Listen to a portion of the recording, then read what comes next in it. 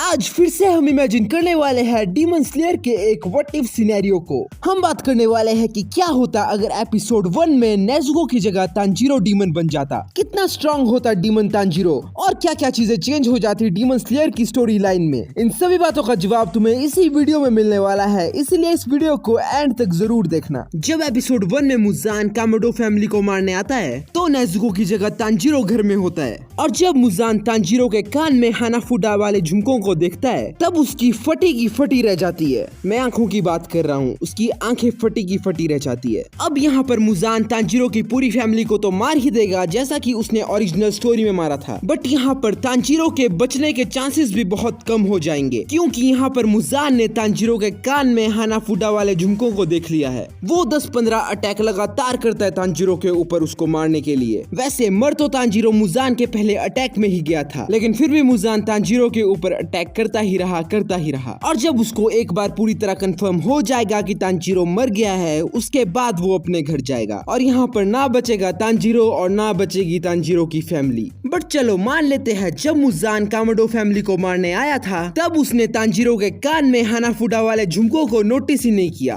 और बाद में तांजीरो की फैमिली मुजान के हाथों मारी गई और तांजीरो बन गया डीमन। उसके आगे क्या होगी स्टोरी? नेजुको जब घर आएगी तब वो देखेगी कि उसकी पूरी फैमिली केचप में लिपटी हुई है और सिर्फ तांजीरो ही जिंदा बचा हुआ है। तांजीरो 0.1% वाले जम्स की तरह है जिनको डेटॉल भी नहीं मार पाता। खैर नेजुको को घंटा भी आइडिया नहीं होता है कि तांजीरो डीमन बन गया है, इसीलिए वो तांजीरो को पीठ में उठाएगी और ले जाने लगेगी डॉक्टर के पास। बीच में नेजुको का एनकाउंटर हो जाएगा ग्यू से, और ग्यू तांजीरो को नहीं मारेगा क्योंकि ग्यू रियलाइज कर लेगा कि तांजीरो एक अच्छा डीमन है और वो ह्यूमंस को नहीं खाएगा। ग्यू नेजुको और तांजीरो को साकोंजी के पास भेज देगा और वहाँ पर नेजुको वाटर ब्रीथिंग सीखेगी और नेजुको फाइनल सिलेक्शन को पास करके डीमन स्लेयर बन जाएगी। अब इससे आगे स्टोरी में मेजर चेंजेस होना शुरू हो जाएंगे। जब तांजीरो और नेजुको टोक्यो सिटी में होंगे तब वो मुजान से मिल ही नहीं पाएंगे, क्योंकि नेजुको के पास तांजीरो की तरह इनहेंस्ड स्मेलिंग पावर नहीं है। तांजीरो की तो स्मेलिंग पावर इतनी तेज है कि वो पाद सूंघ के ही बता देता है कि सामने वाले ने आलू के परांठे खाए हैं या मूली के, लेकिन नेजुको की स्मेलिंग पावर इतनी तेज नहीं है। अब अगर तांजीरो और नेजुको मुजान से नहीं मिलेंगे तो इसका मतलब वो तामायो से भी नहीं मिल पाएंगे, और इस वजह से तांजीरो, नेजुको, इवन तक की पूरी डीमन स्लेयर कॉर्प्स को आगे चल के एक बहुत ही बड़े डिसएडवांटेज का सामना करना पड़ेगा, और वो क्या है वो मैं तुम्हें आगे वीडियो में बताऊंगा। खैर आगे नेजुको की मुलाकात होगी जेनित्सु और इनोस्के के साथ। अब यहाँ पर डीमन तांजीरो ने जेनित्सु को पहले ही वार्निंग दे दी थी कि अगर तूने मेरी बहन के साथ ज्यादा फ्लर्ट करने की कोशिश की तो मैं तेरी टांगों के बीच में नारियल फोड़ दूंगा। ना रहेगा नारियल और ना रहेंगे अखरोट। अब इसके बाद तांजीरो और नेजुको पहुंचेंगे माउंट नाटागुमो में, और वहां उनकी मुलाकात होगी स्पाइडरमैन, मेरा मतलब लोअर मून 5 रुई से। अब यहाँ तांजीरो और नेजुको दोनों मिलकर रुई से लड़ने लग जाएंगे, लेकिन उनको रुई से लड़ने में काफी दिक्कत आ रही होगी। नेजुको बेचारी परेशान हो जाएगी कि ये रुई कैसी मकड़ी है, जितना मर्जी मारो मरती ही नहीं। अब यहाँ पर रुई अपने लाल रंग के जाले फेंकने लगेगा। अब यहाँ पर तांजीरो सेंस कर लेगा कि उसकी सिस्टर एक लाइफ थ्रेटनिंग सिचुएशन में है, और यहाँ पर तांजीरो को अपने फादर की हिनोकामी कागरा डांस वाली मेमोरीज याद आ जाएगी, और वो सन ब्रीथिंग को कंबाइन करके बना देगा अपना एक नया ब्लड डीमन आर्ट और साफ कर देगा सभी उन जालों को जो रुई ने फैलाए हैं। अब कुछ समय बाद वहाँ पर ग्यू आ जाएगा, और यहाँ पर अब रुई ग्यू को भी हल्के में ले रहा होगा, बट ग्यू भी लाइक तू मुझे हल्के में लेते रहे, तब तक मैं तेरा सर काट के तेरी बॉडी में से थोड़ा वेट हल्का कर देता हूँ। अब क्योंकि इस पॉइंट तक तांजीरो को सबसे स्ट्रॉन्ग ब्रीदिंग सन ब्रीदिंग थोड़ी थोड़ी यूज करनी आ गई है,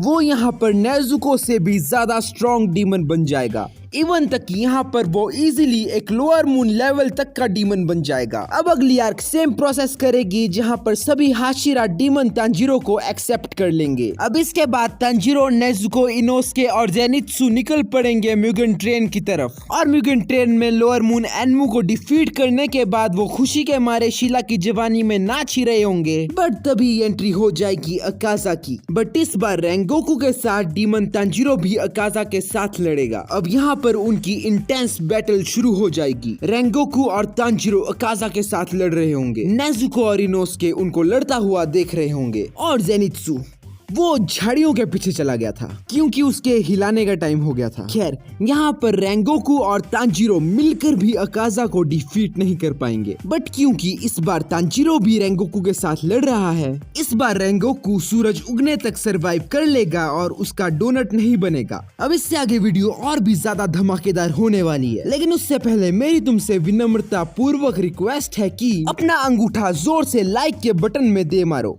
खैर, अब शुरू हो जाएगी एंटरटेनमेंट डिस्ट्रिक्ट आर्क। अब इस आर्क में जेनित्सु, नेजुको और इनोसुके मिलकर डाकी का डांस निकाल देंगे और दूसरी तरफ टेंगेन और तांजीरो मिलकर काट देंगे ग्योतारो का गला। और डाकी से लड़ते हुए नेजुको अपना डीमन स्लेयर मार्क अनलॉक कर देगी, जो कि उसके गाल में अपीयर होगा। अब ओरिजिनल स्टोरी में ये हुआ था कि नेजुको ने अपने ब्लड डीमन आर्ट से टेंगेन और इनोसुके को ग्योतारो के पॉइजन से बचा दिया था, बट इस बार नेजुको की जगह तांजीरो डीमन है और उन दोनों का ब्लड डीमन आर्ट भी अलग अलग है। इसीलिए इस बार टेंगेन ग्योतारो के पॉइजन की वजह से मर जाएगा, लेकिन इनोसुके सरवाइव कर लेगा क्योंकि इस बार डीमन तांजीरो ने ग्योतारो को इनोसुके के पास जाने का मौका ही नहीं दिया, जिस वजह से ग्योतारो इनोसुके को पॉइजन नहीं कर पाया। अब इससे आगे अगली आर्क स्वॉर्ड्समैन विलेज में स्टोरी सेम रहेगी। अपर मून 4 और अपर मून 5 दोनों ही पेले जाएंगे, बट इस बार नेजुको की जगह तांजीरो सन को कॉन्कर कर देगा एंड ये न्यूज मुजान को मिलेगी और मुजान बावला हो जाएगा। इसके बाद आएगी हाशिरा ट्रेनिंग आर्क, जहाँ पर सभी तबला तोड़ ट्रेनिंग करेंगे और इसी आर्क में तांजीरो को भी एक बहुत बड़ा पावर अप मिलेगा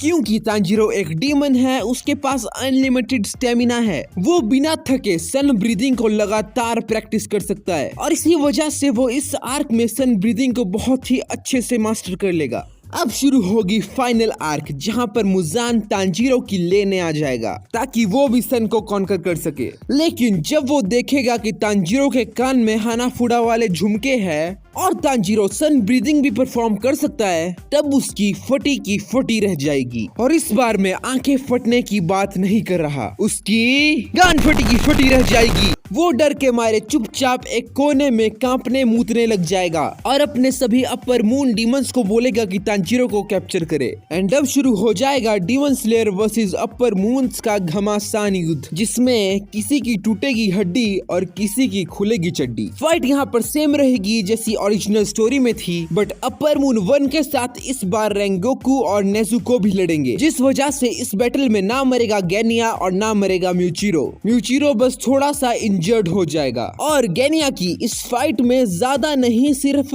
202 हड्डियां टूटी होगी। और जब मुजान को ये बात पता चलेगी कि उसके सारे अपर मून्स मारे जा चुके हैं, तो उसको बहुत ज्यादा गुस्सा आएगा। उसने कितने मस्त मस्त डीमन कलेक्ट किए थे अपनी अपर मून्स की कलेक्शन में, सारे मारे गए। मुजान थोड़ी हिम्मत दिखाएगा और डिसाइड करेगा कि अब वो खुद ही जाएगा पूरी डीमन स्लेयर कॉर्प्स को खत्म करने और तांजीरो को एब्जॉर्ब करने। और मैं तुमको बताऊं कि इस बार मुजान ओरिजिनल स्टोरी के कंपैरिजन में बहुत ज्यादा पावरफुल है, क्योंकि ओरिजिनल स्टोरी में इस बैटल के वक्त तमायो ने मुजान के अंदर एक बहुत ही भयंकर पॉइजन छोड़ दिया था, जिस वजह से मुजान बहुत ज्यादा वीक हो गया था। लेकिन हमारी इस स्टोरी लाइन में तमायो कभी तांजीरो और नेजुको से मिल ही नहीं पाई, जिस वजह से तमायो इस फाइनल बैटल में भी नहीं है और मुजान पॉइजन भी नहीं है। लेकिन इस बार डीमन स्लेयर कॉर्प्स के पास एक बहुत ही बड़ा एडवांटेज है और वो है डीमन तांजीरो का। तांजीरो इस फाइनल बैटल के समय बहुत ज्यादा पावरफुल हो चुका है। वो यहाँ पर इजीली एक अपर मून लेवल का डीमन बन चुका है। अब फाइनल बैटल शुरू हो चुकी है पूरे डीमन स्लेयर कॉर्प्स और मुजान के बीच में। हर एक डीमन स्लेयर कॉर्प्स का बंदा योगदान दे रहा था मुजान से लड़ने में, लेकिन जिन लोगों के पास डीमन स्लेयर मार्क नहीं है, उनके अटैक का मुजान के ऊपर कुछ फर्क ही नहीं पड़ रहा था। सभी हाशिरा इंक्लूडिंग तांजीरो मुजान के ऊपर एक साथ अटैक कर रहे होते हैं और मुजान भी हाशिरास के ऊपर अटैक कर रहा था। बट यहाँ पर डीमन तांजीरो मुजान के सारे अटैक्स खुद पर ले रहा था और सभी हाशिरास को प्रोटेक्ट कर रहा था, क्योंकि हमको पता है कि डीमन तांजीरो खुद को बार बार रिजेनरेट कर सकता है। लेकिन अगर किसी हाशिरा का कुछ एक बार कट गया तो वो परमानेंटली ही कट गया। अब इस फाइट के बीच में म्यूचिरो और गेनिया की डेथ हो जाएगी, लेकिन अभी भी बाकी हाशिरा मुजान के ऊपर अटैक कर रहे होते हैं और यहाँ पर डीमन तांजीरो तो मुजान को काफी भयंकर डैमेज दे रहा था। क्योंकि उसको सन ब्रीदिंग आती है। अब ये फाइट इतनी लंबी चलती है कि यहाँ पर सूरज उगने वाला होता है और मुजान तांजीरो की तरह धूप का आनंद नहीं उठा सकता, इसीलिए मुजान वहाँ से भागने का डिसाइड करता है। मुजान खुद को 1800 टुकड़ों में स्प्लिट कर देता है और वहाँ से भागने में कामयाब हो जाता है। ओरिजिनल स्टोरी में वो तमायो के पॉइजन की वजह से खुद को टुकड़ों में स्प्लिट नहीं कर पाया था, लेकिन इस बार सिचुएशन बिल्कुल अलग है। मुजान एक बार फिर से अपनी डेथ को एस्केप कर लेगा। अब क्योंकि इस बार मुजान ने देख लिया है कि तांजीरो कितना ज्यादा पावरफुल है, इसीलिए वो डर के मारे दोबारा खुद नहीं आएगा तांजीरो को एब्जॉर्ब करने के लिए। वो अपने बनाए हुए डीमंस को भेजा करेगा तांजीरो को कंज्यूम करने के लिए। दूसरी तरफ पूरी डीमन स्लेयर कॉर्प्स दोबारा ढूंढती रह जाएगी मुजान को, लेकिन टाइम के साथ जो बचे हाशिरा है उनकी भी डेथ हो जाएगी। बट डीमन तांजीरो नहीं मरेगा, वो कई सालों तक रात दिन मुजान को ढूंढता रहेगा और पता नहीं फिर कब होगा उसका एनकाउंटर मुजान के साथ। तो ये अच्छा ही हुआ कि एपिसोड 1 में तांजीरो की जगह नेजुको डीमन बनी, नहीं तो पता नहीं मुजान की डेथ कब होती। अब अगर तुमको मेरी ये वाली वीडियो पसंद आई है तो तुम मेरी इस वीडियो को भी ट्राई कर सकते हो। इसमें मैंने बात की है कि क्या होता अगर हेंतेंगु और ग्योको की जगह अकाजा को स्वॉर्ड्समैन विलेज भेजा जाता। खैर मैं मिलूंगा तुमसे अगली वीडियो में, तब तक के लिए सायोनारा।